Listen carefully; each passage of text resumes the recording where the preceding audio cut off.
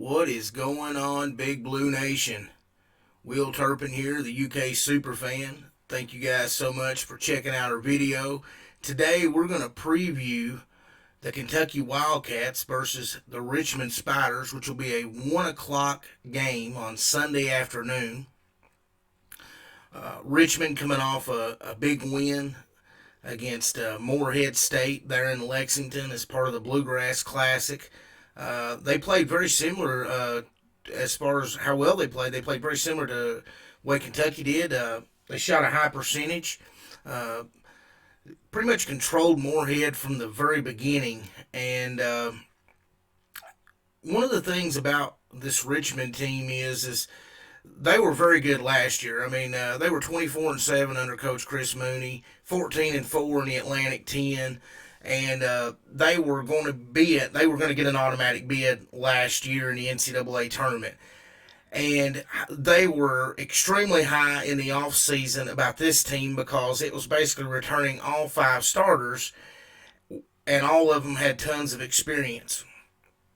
And they kind of had one blow, I guess. Nick Sherrard, who was their leading three-point shooter, shot around 43% clip last year. He is out for the season with a torn ACL.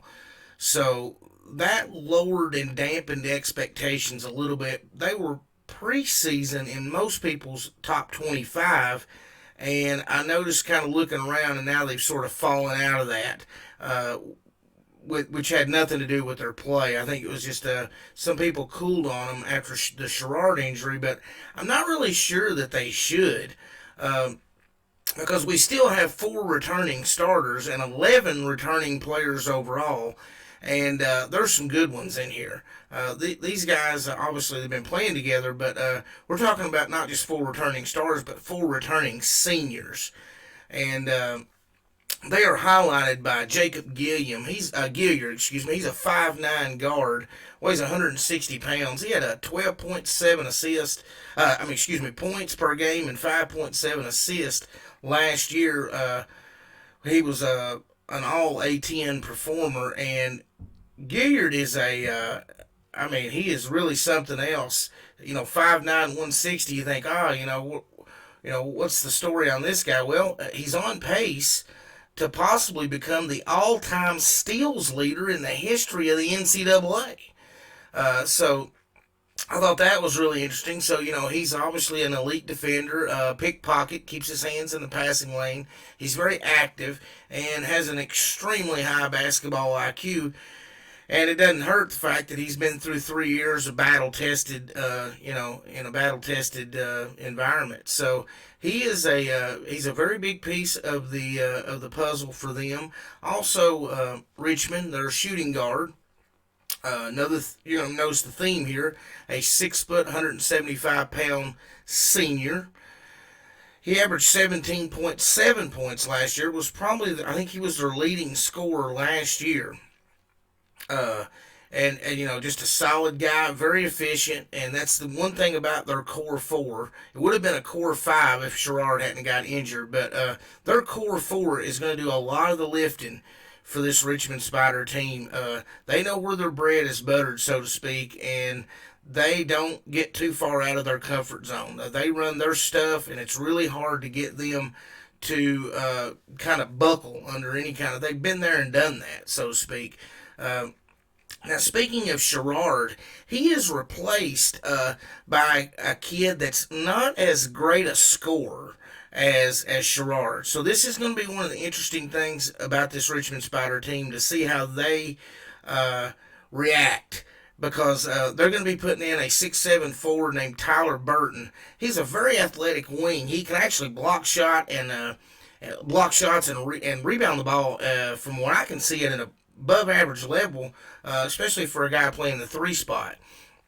So he's going to give you a little less scoring. Matter of fact, a lot less scoring, but he's also going to bring in a lot of other intangibles. Like I said, just being a really, really great pure athlete.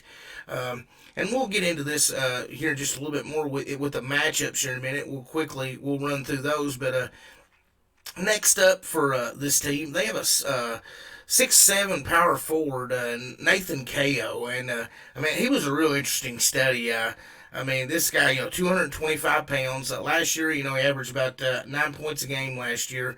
Shot 56% from the field, and as the running theme here, he is a senior. Another guy, battle tested, big kid, just plays to his strengths very well. I mean, that's one thing about this coaching staff. I mean, they do an outstanding job. I mean, Chris Mooney is a really really good coach. I mean, you're going to hear a lot about this guy in the upcoming years as he climbs the ranks. But that's one of the things I've really noticed about this Richmond team when I really started looking at their season last year, and their coaching staff really put them in really good situations. I think their scouting of their opponents is very well because it just seemed like they were always prepared. You really never saw them get rattled a whole lot. They always stayed the course, and the teams that did beat them last year, I mean, they won wars. So if you're going to beat this Richmond team, I mean, you've got it to do. You got to pack a lunch. So yeah, KO at 6'7", 225. He had a really good game against Moorhead. He was super efficient the whole way in that one. And let's see here, I'm gonna pull up the numbers real quick on that Moorhead game. Yeah, he was 10 out of 10. He had 23 points in that game, and he was really stellar. And I was talking about that athletic wing over there. Burton actually led him with 12 rebounds. 6'7" wing guy getting 12 rebounds. I mean, that's pretty stellar stuff right there. Uh, and moving on down is at center, and this is one that I'm really going to be curious to see how the matchup goes. Uh, 6'10", Grant Golden. This man here, he's a grown man, 255 pounds. Last year he averaged 13.4 points, 6.4 boards a game, and he's the great thing about Grant is he another super high basketball IQ. I mean, super high. And I mean, the guy, he averaged over 3.2 assists a game last year playing the center spot. So I mean, he's obviously just a guy that's going to insert his will in a lot of various different ways. I mean, he can go get a rebound, he can make a shot. Most all these guys that they have on their floor can hit from the mid range or stretch the floor. So they're really interesting. And then the other piece, and I'm gonna have to dig into this a little bit more because I'm doing this video just as right after the big win over Moorhead, as far as Richmond goes, that they just played Moorhead, and I don't know exactly what happened or what was the reasoning behind it, but they have a 6'6", 190-pound transfer from Tulane named Connor Crabtree, and he had a really good year for Tulane last year, and he was ruled eligible so he could go ahead and play this year. And I honestly thought that gave Richmond a lot of options. I really did. I thought he was the player that could really maybe possibly replace Sherrard, probably the most capable replacement for Sherrard. And I think Coach Chris Mooney has himself a really good weapon. I mean, another guy that can shoot the three, and his game matches up more to the way Sherrard played. So as a unit, if they wanted to kind of keep the same stylistic approach that they had last year, then I really thought that Connor Crabtree was going to be a big piece of the pie there for him, but he actually didn't even get in the game from what I can see. He didn't even get in the game against Moorhead, so I really don't know what really happened there. They do have a couple of guys off the bench, but honestly, they know where their bread's buttered, as I said earlier, and these core four up here, Gilliard, Francis, Ko, and Golden. Those four guys there, those are the names that you're going to hear Sunday afternoon when you're watching this game.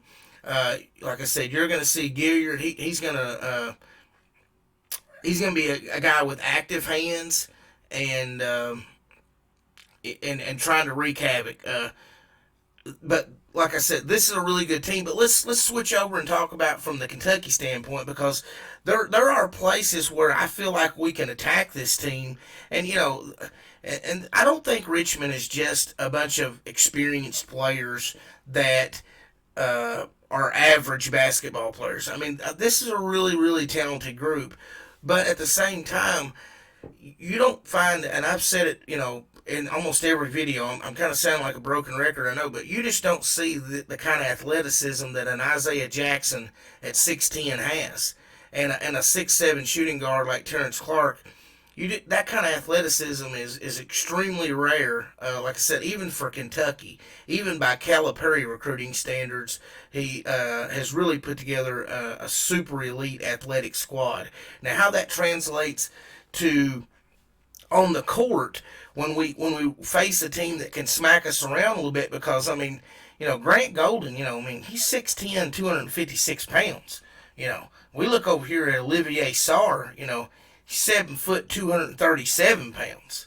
So if Grant Golden wants to do a little pushing down there, he's certainly going to have the weight advantage to do so. And it's going to be really interesting to see how Jackson and Sarr go. I think that's going to be the matchup in the matchup. Is can we hold our own with KO and Golden? Nathan KO and Grant Golden. Those two guys, we can't let those guys get 16 to 18 to 20 points apiece. If that happens, we're either in a super competitive game or we're getting beat. Okay? So, but looking at it from the other standpoint, as good a defender as Gilliard is, I mean, he's still 5'9", 160, And we know Askew and Davion Mintz, our other point guard, are going to have clear size advantages. So they're going to be able to get their shot. But it's one of those things where, if they're shooting the ball well, then that's going to be a super big edge for Kentucky, because, they're going to be able to get their shots as pretty much I would think as they want. But if they're, young teams tend to shoot a lot of jumpers. So, I mean, the other night, Kentucky was very efficient in their shooting, shot over 50% from the floor. And in some ways, that caught me off guard and surprised me.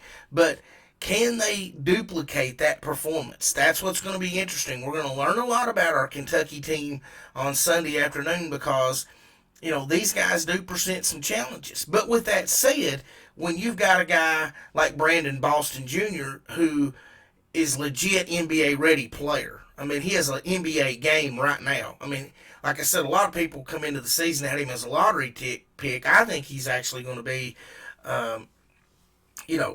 one of the first few picks taken, and it'll be interesting to see, as the season goes on, if he's able to stay healthy. I really think that he could potentially play himself all the way up to the number one spot. And, over the weekend, we heard a lot of people, after the last game, we heard a lot of people talking about Isaiah Jackson, like, whoa, we had him way off our board. We didn't even think he was a first-round pick. I knew that was craziness. I told you guys that right here on the channel. There's you another lottery pick. And people are just now saying, we'll go ahead and move Isaiah Jackson up into the first round. Yeah, you just go ahead. In 2 weeks from now, you're going to be saying, yeah, we probably should put him in the lottery. Because the reality is he's 6'10", and can stretch the floor. He already has a ready-made NBA game. I mean, he already has for a kid that's a freshman, he can shoot the ball from the perimeter. The guy can jump through the roof. Super long wingspan. I mean, I'll be shocked if he's not in the lottery, for sure. And Terrence Clark, I mean, we know what we saw the other night. I mean, this guy here is just insane. He can get in the lane and get to the rim, and he's such a crucial playmaker for Cal, especially in a dribble drive. What really makes it go, what really makes an offense like Cal goes, because we know it's sort of basic. We know how he runs those pin downs. We've been looking at this same 3 or 4 plays.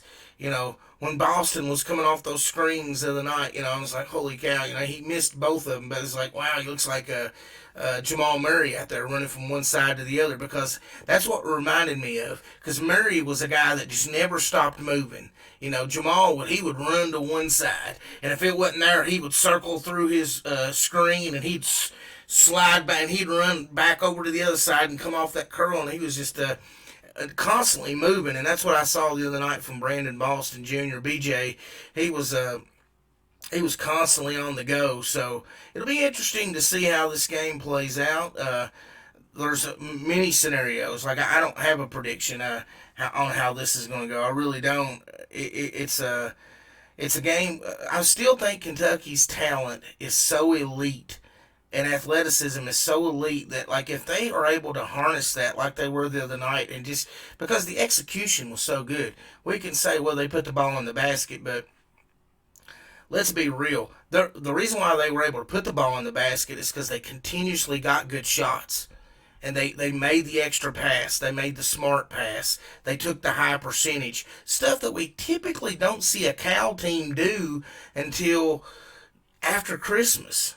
So it's very encouraging. But again, it was one game. It was one game. So we got Richmond.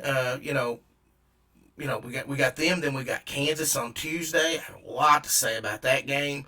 I think it's Kansas looks good, but I don't think Kansas has the kind of talent on the floor that what we're used to. And I think having the NCAA kind of hanging out in their backyard and keeping an eye on them has it's certainly changed things around, and it's very interesting to note there. But we'll get into more of that once we get this Richmond game behind us, which is one of my concerns. Is this sort of from a betting angle, this is sort of what they call a flat spot, because you're kind of or a sandwich game, because you're kind of it's right in there in between an easy win against Moorhead, and then you've got Kansas on deck. It's so easy to look past Richmond and think about Kansas, and if you do that, you'll walk out of Rupp Arena Monday afternoon with your heads down.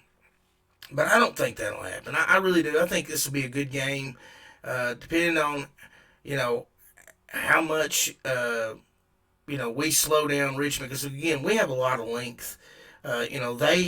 They have some guys up front. They have some size up front, but we have size everywhere on the floor. And Gilliard's a big piece of their pie.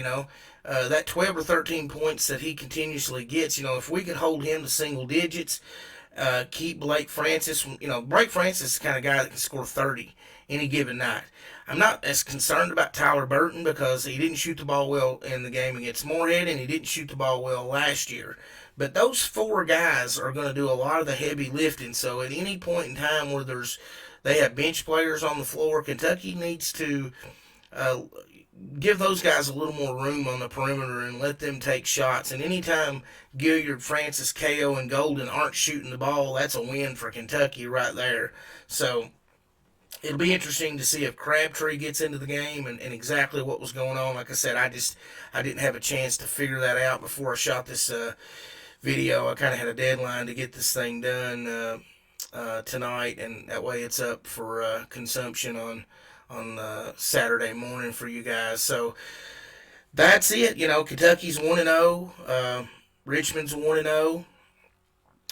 You can see there on the screen. I think our advantages are going to be Terrence Clark, and if either Devin Askew or Davion Mintz can have a big game, then I think that's where Kentucky will make their hay in this game. But it'll be a great matchup to see KO and Jackson and Golden and Sarr. I really do. I think those are going to be fun to watch, and I believe this is a pretty good preview here. I think you guys are pretty much up to speed on everything. I'll check over my notes here real quick, just make sure I didn't leave anything out here. I think I had pretty much everything in there.